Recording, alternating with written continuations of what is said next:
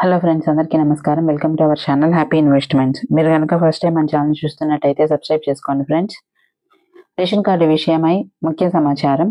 పేద, బడుగు, బలహీన వర్గాల వారికి మరియు రేషన్ కార్డుదారులకు ఇది చాలా ఆనందకరమైన వార్త. రాష్ట్ర ప్రభుత్వం రేషన్ కార్డుదారులకు కందిపప్పు మరియు పంచదారను పంపిణీ చేయనున్నది.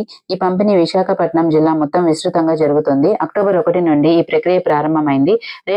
రేషన్ షాపులో కందిపప్పు మరియు పంచదార తక్కువ ధరలో అందుబాటులో ఉంటాయి.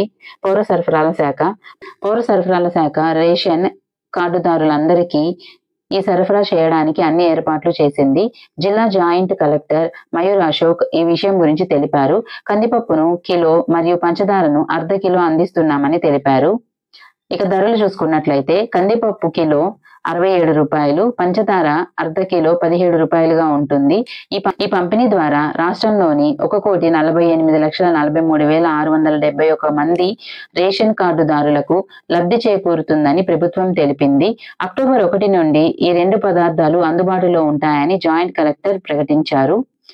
ఇక ప్రభుత్వ ఉద్దేశం చూసుకున్నట్లయితే రాష్ట్ర ప్రభుత్వం ప్రజలకు మరియు పేదలకు నిత్యావసరాలను అందుబాటు ధరల్లో అందించడానికి కృషి చేస్తుంది.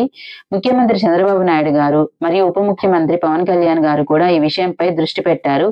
ఇప్పటికే బియ్యం మరియు కందిపప్పు ధరలను 2 సార్లు తగ్గించారు. ఇక మార్కెట్ ధరలు చూసుకున్నట్లయితే కొందరు వ్యాపారస్తులు కందిపప్పును కిలో 150 రూపాయలుగా అమ్ముతున్నారు. అయితే రేషన్ షాపుల్లో తక్కువ ధరలకు లభిస్తుందన్నారు. కూటమి ప్రభుత్వానికి ప్రజల సంక్షేమం ముఖ్యం.